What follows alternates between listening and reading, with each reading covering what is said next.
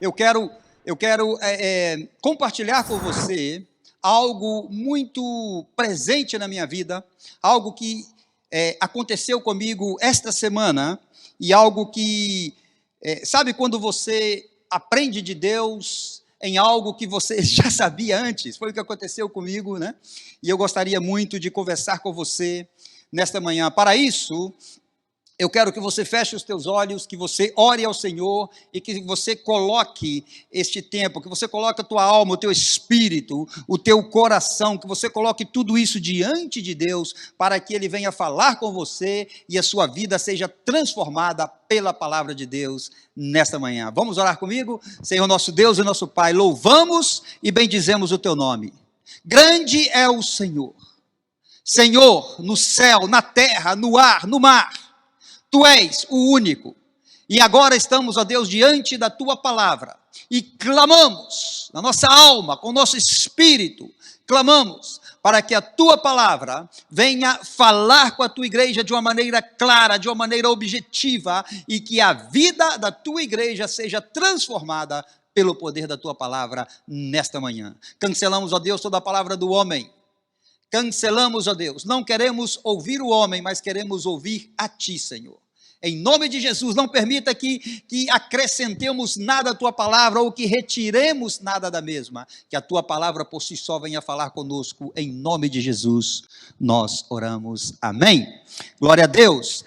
Queremos ir à palavra de Deus, no Evangelho de João, e vamos ler apenas um versículo muito pequeno, e com este versículo, já vai ficar claro para você sobre aquilo que queremos meditar na palavra de Deus nesta manhã. A palavra de Deus em João 6, e o versículo 43. Assim diz a palavra de Deus: não murmureis entre vós. Já não é segredo para você sobre o que vamos falar nesta manhã, né? Não murmureis entre vós. Me peguei pensando esta semana nas novas disposições do governo do nosso estado, e confesso a vocês que não gostei nem um pouco. Não gostei nem um pouco das novas disposições, das novas ações, né, do governo, com respeito a este novo isolamento, né, de saber que a polícia pode te parar na rua, te interrogar para onde você vai, você tem que provar que realmente está fazendo algo essencial. E pensando em tudo isso, eu não gostei de nada disto, e aprendi muito com essa situação, e eu quero conversar com você sobre isso nesta manhã. Fomos ministrados no início deste culto, aonde foi lida a palavra de Deus, no Salmo 23, e Deus nos levou a este salmo, que talvez seja o salmo mais lido da Bíblia, aonde o salmista clama a Deus com uma certeza enorme que Deus é o seu pastor e nada lhe faltaria.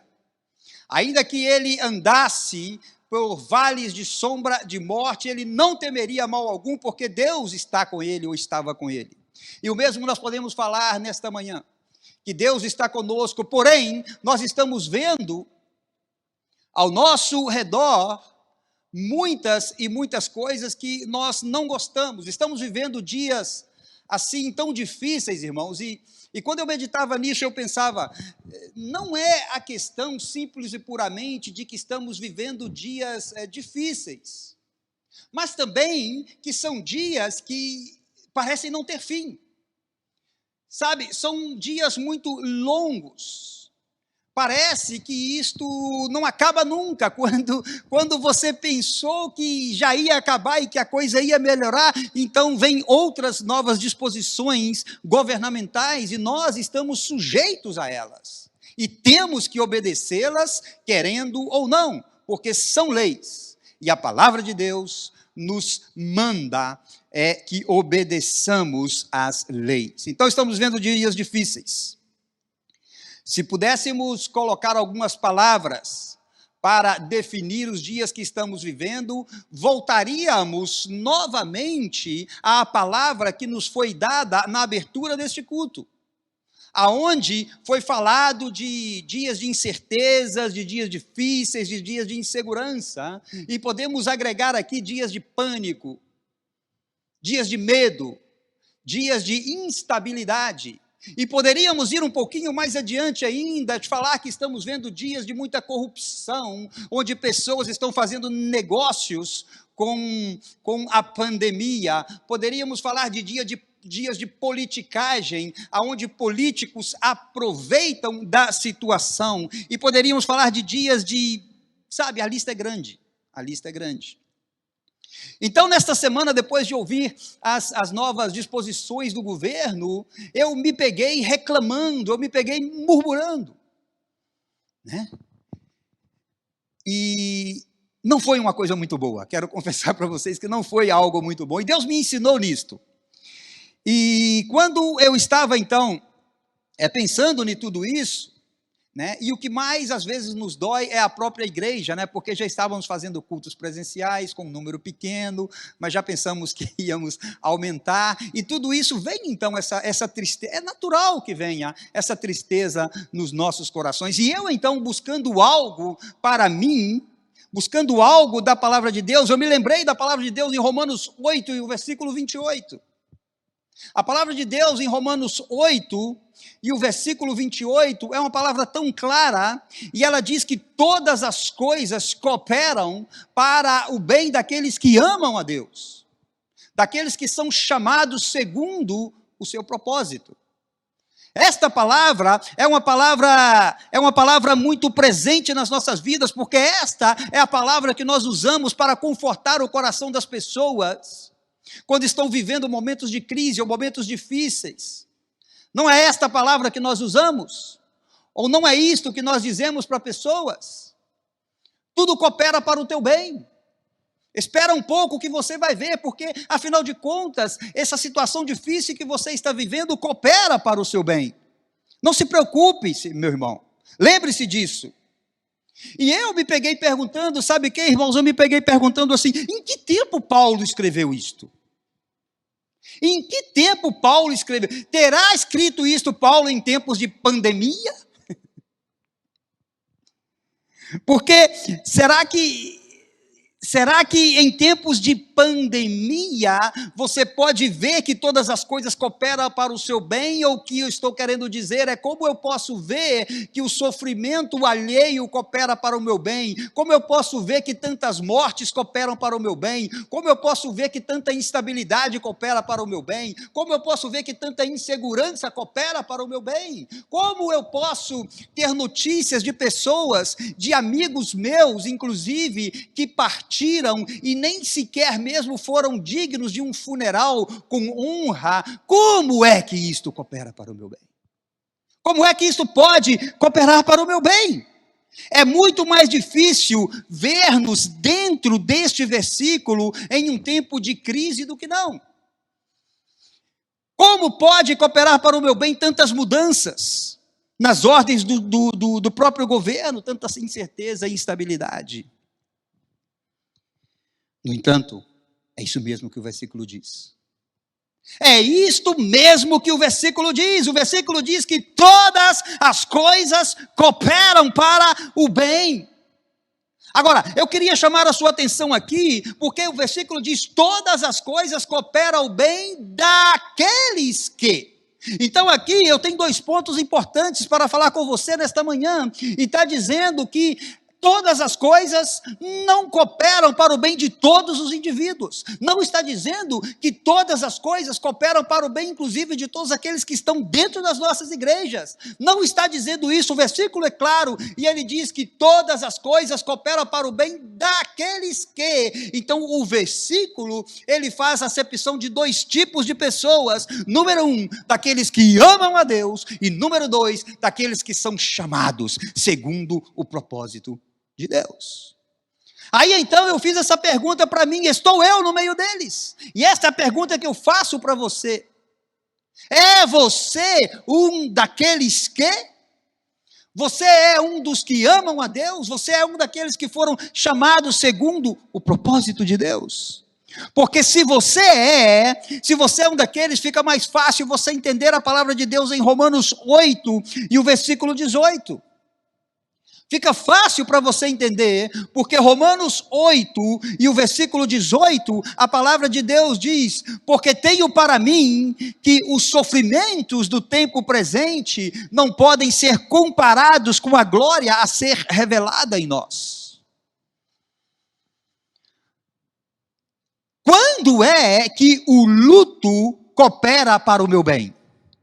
Quando é que a instabilidade, a insegurança, as incertezas, as mudanças governamentais cooperam para o meu bem? Quando eu entendo que nada disso poderá me separar do amor de Deus que está em Cristo Jesus. Nada. Por quê? Ora, porque se Deus é por nós, quem é que pode ser contra nós? Então nada pode nos separar. E aqui então, nós podemos voltar ao nosso texto para entrarmos propriamente dito e lembrar a você que estamos em João 6 e o versículo 43 e a palavra de Deus diz: não murmureis entre vós. Era o próprio Jesus que estava falando. Para você entender o contexto, você tem que ler todo o capítulo 6. Se você é um daqueles estudiosos da Bíblia, você é uma dessas pessoas que não querem entender apenas por um versículo, mas você quer entender o pretexto, o texto, o contexto, o pós-texto, tudo, para que você entenda. E quando você analisa todo o capítulo, então, de João, você pode entender do que é que Jesus estava falando. Ora, a reação dos judeus mediante a palavra de Jesus, a reação deles, eles estavam reacionando como não foi uma reação de pessoas que amam a Deus, porque a questão aqui era a afirmação de Jesus. Vejam comigo, a afirmação de Jesus. O que foi que levou Jesus a dizer: não murmureis entre vós? Foi a afirmação de Jesus, porque ele diz que ele era o pão que desceu dos céus. E aqui vieram então as murmurações dessas pessoas. Foi assim que eu me vi nesta semana. Foi assim que eu me vi, e sabe, dias difíceis. Pastor, estamos vivendo dias difíceis. Sim, estamos vivendo dias difíceis. Eu concordo, estamos vivendo dias difíceis. Estamos vivendo dias intermináveis. Sim, estamos vivendo dias intermináveis, mas uns vão mais além. Uns dizem: já não aguento mais.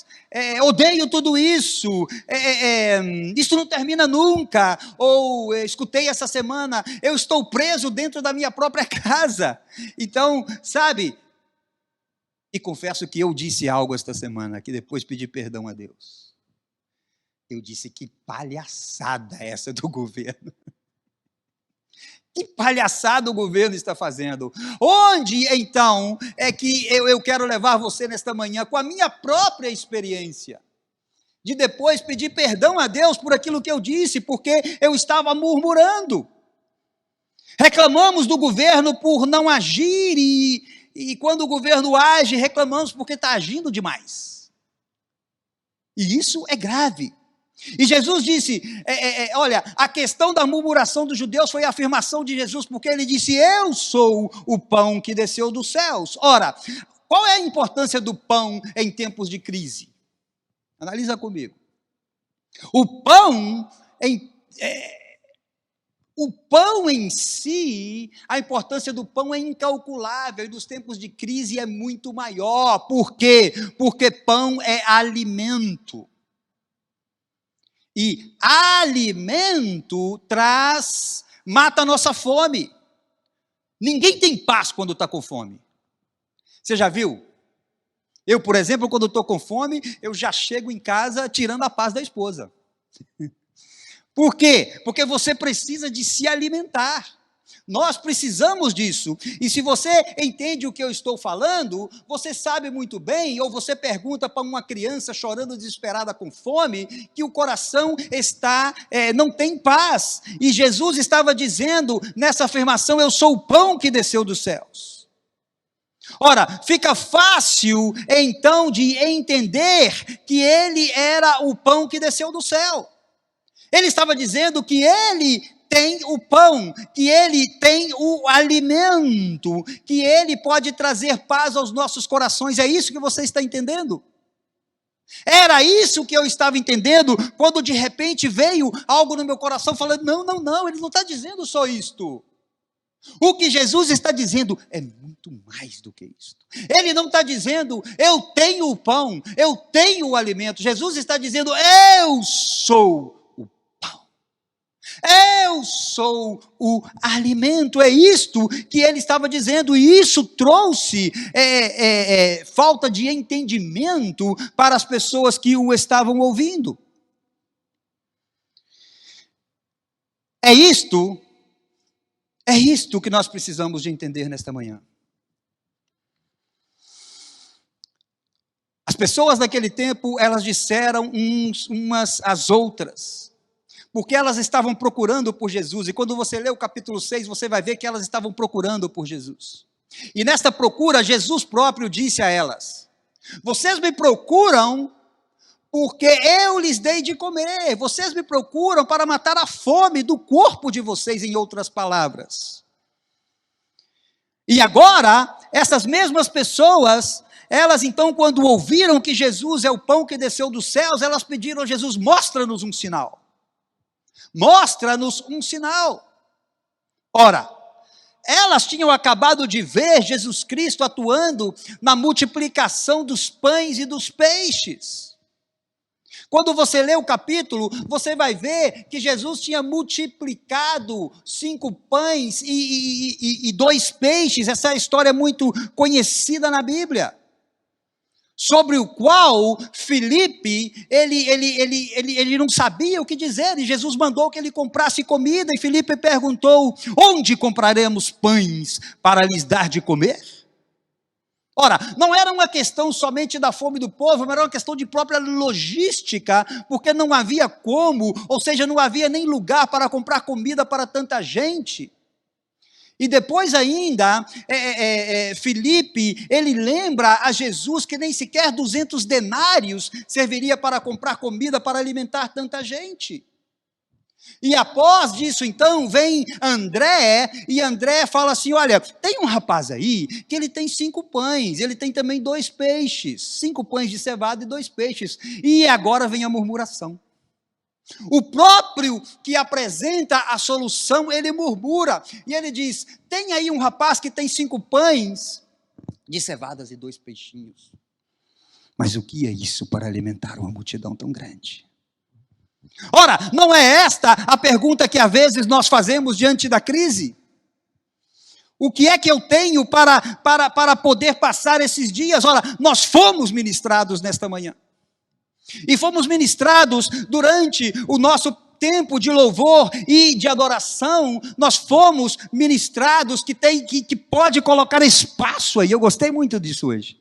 Pode colocar mais espaço na sua casa, mais espaço na sua conta bancária. Olha que na minha tem espaço, hein? Pode aumentar o espaço. Olha, nós precisamos de entender as soluções de Jesus. O sinal foi dado, e eu não quero entrar no contexto deste milagre, porque não temos tempo para isso, mas o sinal foi dado. Jesus fez o milagre, alimentou a multidão, e depois que alimentou, ainda sobraram 12 cestos cheios de pães, e todos eles reconheceram, porque a palavra de Deus em João 6,14 nos diz isso, e a palavra de Deus em João 6,14 diz, vendo, pois, os homens o sinal que Jesus fizera, disseram, este verdadeiramente é o profeta que havia de vir ao mundo. Acabaram de ver este sinal, e agora eles pediram outro sinal. Eles mesmo agora, eles lembraram a Jesus de outra situação na Bíblia, aonde Deus mostrou sinais e sinais, e o povo sempre murmurava e sempre pedia mais e mais sinais. Eles mesmo lembraram disto. E eles mesmo lembraram e disseram para Jesus, olha, nossos pais comeram do maná. Eles comeram do maná, eles viram o pão do céu. E você, Jesus, qual é o teu sinal? Jesus poderia ter dito para eles: olha, ok, seus pais comeram do maná, mas e depois? E no dia seguinte, o que aconteceu? O coração deles, que estava aflito por falta de alimento, continuou ou não aflito no dia seguinte, quando a fome veio outra vez. Mas Jesus não disse isso. Mas ele disse: não foi Moisés quem lhes deu o pão, mas foi meu Pai, pois é Ele quem vos dá. Porque o verdadeiro pão de Deus é o que desceu do céu para dar vida ao mundo. E então, quando Jesus disse para eles, eles gritaram: dá-nos deste pão. Dá-nos deste pão. E no versículo 35, ainda de João 6, Jesus faz essa revelação maravilhosa para eles, e Jesus então diz: eu sou o pão. O que vem a mim jamais terá fome, e o que crê em mim jamais terá sede.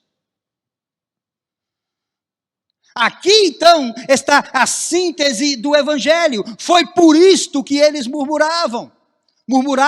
foi por isso que eles murmuraram. Por não entender tamanha grandeza do evangelho, eles então murmuraram. Olha a murmuração deles. Como pode este dar-nos de comer? Este não é o filho do carpinteiro?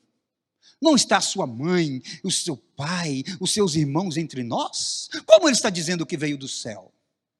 Como é que vamos comer da sua carne? Como é que vamos beber do seu sangue? Esta era a murmuração deles. E eles ainda lembraram dos seus pais, e em Êxodo 15, 24, que pena que não temos tempo para ver tudo isso, mas em Êxodo 15, 24, eles lembraram. E a palavra de Deus diz: e o povo murmurou contra Moisés: que havemos de beber? No capítulo anterior a esse, eles acabavam de ver a abertura do mar, aonde Deus, por um milagre, ele abriu o mar e eles passaram em terra seca. Agora lhes falta água e eles clamam a Deus reclamando, murmurando.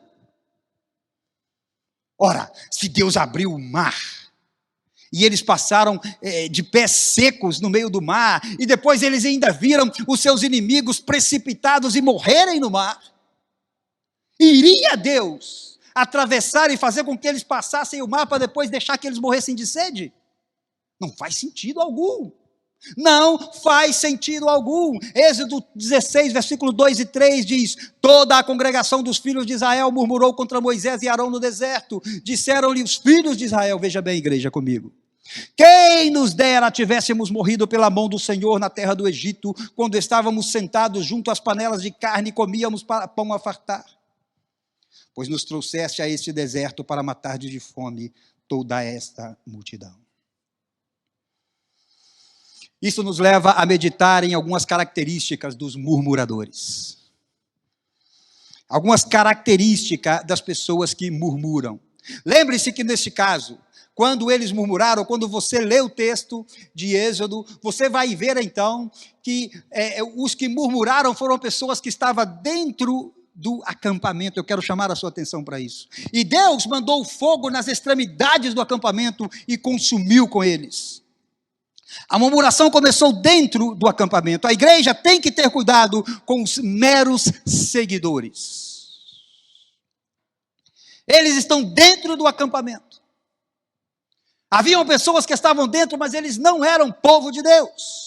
Lembre-se do que vimos no início, que todas as coisas cooperam para o bem daqueles que amam a Deus e que são chamados segundo o seu propósito, e nem todos que estão no meio de nós, eles amam a Deus, e nem todos que estão no meio de nós são chamados segundo o propósito de Deus, e eles murmuram porque são meros seguidores. Cuidado com eles.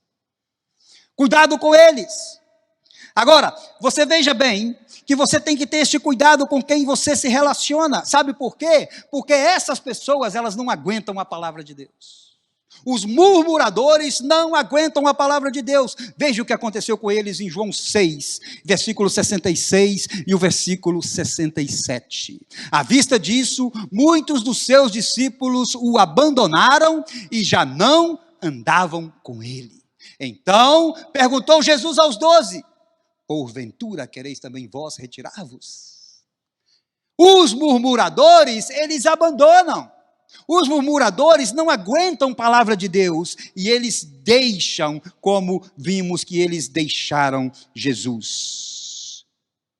Ninguém gosta de ficar perto de gente que murmura. Você gosta? Você gosta de ficar perto de pessoas que murmuram todo o tempo? Ora, o patrão da empresa, ele não quer murmuradores da sua empresa, porque um murmurador contamina toda a empresa. É assim ou não é? O pai de casa, ou os pais, eles não querem filhos murmuradores pelos cantos da casa, porque contaminam a família, e o mesmo acontece na igreja. Pastores também não querem pessoas que murmuram, porque eles contaminam toda a igreja. Note ainda que o ato da murmuração, meu irmão, ele é contra Deus. Quando eu, então, falo algo contra o meu governo, eu estou falando contra Deus. Quando eu falo algo murmurando contra o meu irmão, contra o meu líder, contra o meu pastor, contra o meu patrão, sabe, contra o meu cliente, quando eu falo, eu estou murmurando contra Deus. É isso que fica claro com a palavra de Deus em Êxodo 16, 8, e eu leio somente o final do versículo 8, quando Moisés diz: as vossas murmurações não são contra nós, e sim contra o Senhor. Lamentações 3:9. Lamentações 3:9 diz: por que, pois, se queixa o homem vivente? Queixe-se cada um dos seus próprios pecados. Foi isso que aconteceu comigo. Quando eu me vi murmurando contra o governo, eu então comecei depois então a orar e a pedir perdão a Deus, e que Deus guie o governo, e que Deus dê sabedoria a esses homens. Ora, não são estes homens que nós oramos por eles diariamente, para que eles tomem as melhores decisões? O coração do murmurador, e eu quero já ir terminando com você o nosso raciocínio nesta manhã, em uma frase de Charles Haddon Spurgeon, e Charles Spurgeon disse: um espírito insatisfeito imagina que encontraria prazer nas coisas que lhe são negadas no momento. Presta atenção nisso. A murmuração, ela impede o crente de ver o agir de Deus, pois ele quer tanto o que não tem no momento, que se esquece de glorificar a Deus por aquilo que ele tem no momento. E isso é muito relevante de nós falarmos, porque veja bem comigo, reclamamos de ficar em casa e até chamamos a nossa casa de prisão. Esquecemos de pessoas que estão nos hospitais, à morte, presos a um respirador e que queriam estar na casa onde você chama de prisão. Reclamamos, às vezes, de comer uma comida, ou repetir uma comida dias seguidos.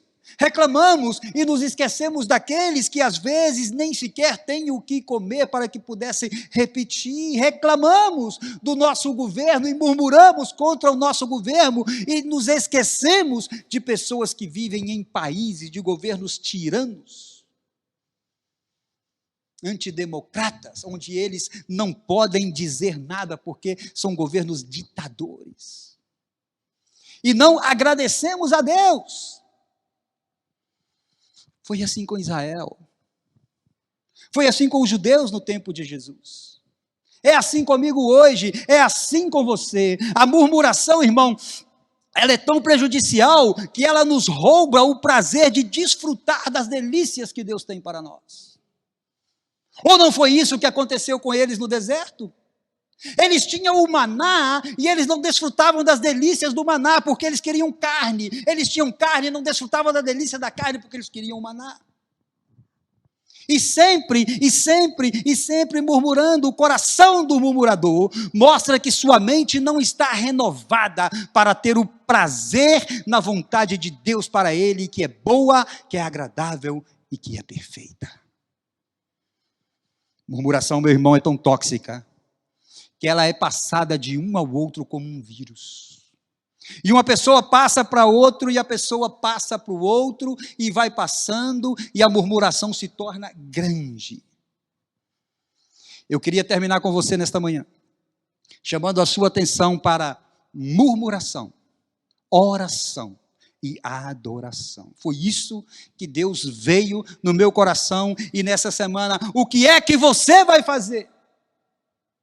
As 3 palavras falam de ação. As 3 palavras falam de ação. O que é que você vai fazer? E existe uma grande diferença, e poderíamos colocar aqui também a palavra lamentação.